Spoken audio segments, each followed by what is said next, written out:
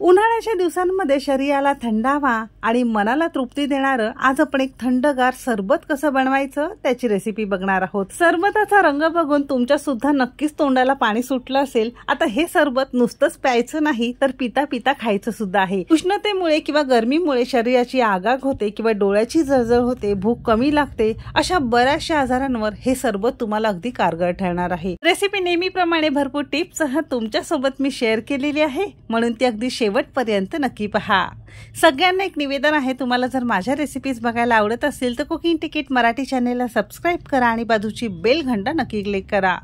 चला तर मग वेळ न घालवता रेसिपीला सुरुवात करूया। आजचं हे सरबत आज आपण अर्धा लिटर दुधापासून तयार करणार आहोत, म्हणजे अगदी 7-8 जणांना अगदी व्यवस्थित हे सरबत पुरू शकतं।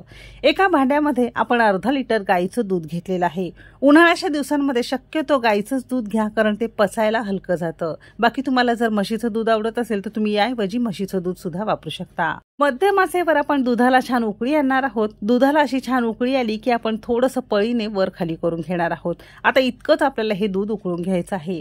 अर्धा लिटर दुधासाठी इथे आपण 100 ग्राम किंवा अर्धा कप खडी साखर थोडीशी फोडून घेतलेली आहे। अर्धा लिटर दुधासाठी 100 ग्राम किंवा अर्धा कप खडी साखर अगदी परफेक्ट आहे। साध्या साखरेच्या तुलनेत खडी साखर जर आपण या सरबतामध्ये वापरलं तर हे सरबत थोडंसं पौष्टिक होतं आणि साध्या साखरेच्या तुलनेत खडी साखर नेहमी चांगलीच असते।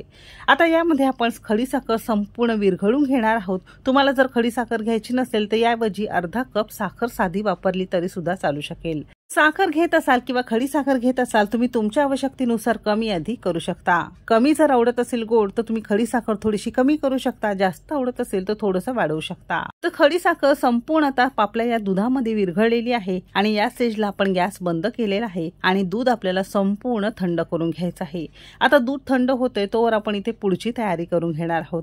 तर इथे आपण साधारणतः एक मोठा चमचा भरून सब्जा बी घेतलेला आहे। उन्हाळ्याच्या दिवसांमध्ये सब्जा बी किंवा सब्जा भिजवलेला खाण्याचे किती फायदे आपल्या सगळ्यांनाच माहिती आहे। तर शरीराला थंड ठेवण्याचं काम सब्जा करत असतं।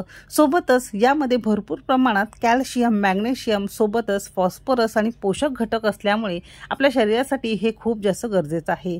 सोबतच रक्तातील साखरेची पातळी नियंत्रित ठेवण्याचं काम हे सब्जा करत असतं। सोबतच डोळ्यांची जळजळ होणे, शरीराला खाज सुटणे, घामामुळे जास्त इरिटेट होणं, हे सगळ्या गोष्टींचं नियंत्रण ठेवण्याचं हे काम सब्जा करत असतं। म्हणून उन्हाळ्याच्या दिवसांमध्ये भिजवलेला सब्जा किमान 1 चमचा तरी दिवसभर खाल्लाच पाहिजे। भिजवणं सुद्धा अगदी सोपं आहे। 1 चमचाभर सब्जा घेतलेला आहे, त्यामध्ये अर्धा कप पाणी घालून चमचाने थोडंसं वर खाली केलं की अगदी 2 मिनिटात असा हा मस्त छान टम्म फुललेला सब्जा तुम्हाला खाण्यासाठी तयार मिळतो।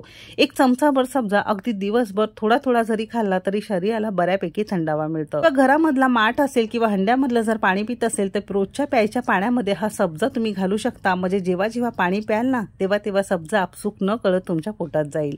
तसं हे सब्जा तुम्ही नक्की ट्राय करा। सोबतच इथे आपण एक मध्यम आकाराचा ताजा कलिंगड घेतलेला आहे, त्यातला सुद्धा आपण अर्धा घेणार आहोत, कारण अर्धा लिटर दुधासाठी असा हा पाव हिस्सा आपल्याला कलिंगड घ्यायचा आहे। उन्हाळ्याच्या दिवसामध्ये बाजारात भरपूर प्रमाणात कलिंगड येतात, शिवाय कलिंगडामध्ये पाण्याचं प्रमाण जास्त असल्यामुळे शरीर हायड्रेट राहतं आणि शरीरामध्ये पाण्याचं प्रमाण हे कलिंगड वाढवत असतं। म्हणून रोजच्या रोज एक अर्धा कलिंगड जरी आपल्याला खाल्लाच पाहिजे।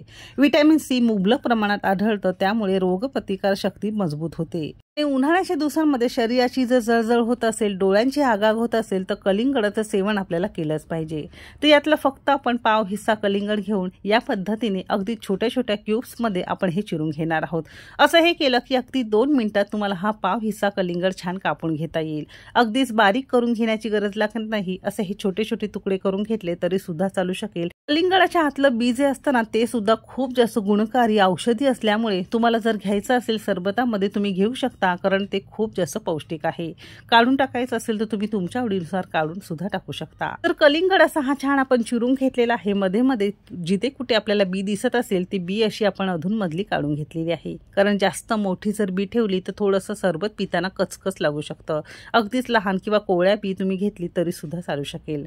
तर अशी ही आपण कलिंगडाची सुद्धा पूर्वतयारी करून घेतलेली आहे। इथे दूध सुद्धा थोडंसं कोमट झालेलं आहे, अगदीच थंड करून घेण्याची गरज लागत नाही। अर्धा लिटर दूध दुधासाठी इथे आपण हा पाव हिस्सा कलिंगड तुकड्यांमध्ये घेतलेला होता ना, तो संपूर्ण आपण काढून घेणार आहोत। अगदी पाण्यासकट आपण याला काढून घेतलेला आहे। आता यामध्ये आवडीनुसार तुम्हाला सब्जा बी घालायचा आहे। तर अर्धा लिटर दुधासाठी 2 ते 3 गच्च चमचे भिजवलेला आपण सब्जा घातलेला आहे। तुम्हाला जर जास्त आवडत असेल तर थोडा जास्त घालू शकता, कमी आवडत असेल तर थोडंसं कमी करू शकता, टोटली तुमची चॉईस आहे।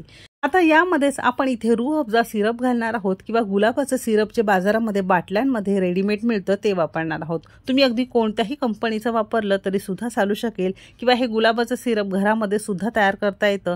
तुम्ही जर घरामध्ये तयार करून ठेवलेलं असेल तर ते सुद्धा इथे तुम्हाला वापरता येईल। साधारणतः आपण इथे पाव कप किंवा चमचाने जर मोजाल तर 7 ते 8 चमचे आपण इथे रूह अफजा सिरप किंवा गुलाबाचं सिरप घातलेलं आहे। रूह अफजा सिरप घेत असाल किंवा गुलाबाचं कोणतंही सिरप तुम्ही जर घेत असाल तर त्याच्यामध्ये मुबलक प्रमाणात साखर असतं, म्हणून सुरुवातीला साखर थोडीशी तुम्हाला कमीच घालायची आहे। जर कमी वाटत असेल तर पुन्हा वरून तुम्हाला पिठी साखर घालून हे सरबत तयार करता येतं, पण सुरुवातीला थोडंसं कमी घातलं तर तुम्हाला ह्याचा अंदाज व्यवस्थित येईल आणि गोड कमी तुम्ही तुमच्या आवडीनुसार करू शकता। तर असं हे सरबत आपलं तयार झालेलं आहे। फ्रीजमध्ये ठेवायचंय, 1 तासभर चांगलं थंडगार करून घ्यायचंय आणि थंड थंड सरबत पिण्यासाठी आणि सोबत खाण्यासाठी तयार झालेलं आहे। तसं हे सरबत तुम्ही सुद्धा नक्की करून पहा, नुसतंच प्यायचं नाही तर पीत खायचं सुद्धा आहे। अशा दिवसांमध्ये जर तुम्हाला भूक कमी लागत असेल किंवा जेवण्याची इच्छा होत नसेल तसं हे सरबत तुम्ही एकदा नक्की करून पहा, खूप टेस्टी लागतं आणि तुमच्या सगळ्यांनाच खूप जास्त आवडेल। तर आजची ही रेसिपी जर आवडली असेल तर एक लाईक नक्की करा। सरबत तुम्ही सकाळी जर फ्रीजमध्ये बनवून ठेवलं की अगदी संध्याकाळपर्यंत तुम्ही हे सरबत पिऊ शकता। दुसऱ्या दिवशी अजिबात ठेवायचं नाही, कारण ताज्या फळापासून केलेलं हे सरबत अजिबात स्टोर करून ठेवायचं नाही। उन्हाळा स्पेशल सरबताच्या आणखीन भरपूर रेसिपी मी तुमच्यासोबत घेऊन येणार आहे। जर चॅनेलवर नवीन असाल, चॅनेलला सबस्क्राईब केलं नसेल तर पटकन कुकिंग तिकीट मराठी चॅनेलला सबस्क्राईब करा आणि बाजूची बेल घंटा नक्की क्लिक करा, म्हणजे असे सगळे थंडगार पेयांच्या रेसिपी तुम्हाला रोजच्या रोज पाहता येतील। चला तर मग भेटू एक मस्त आणि जबरदस्त रेसिपी सोबत।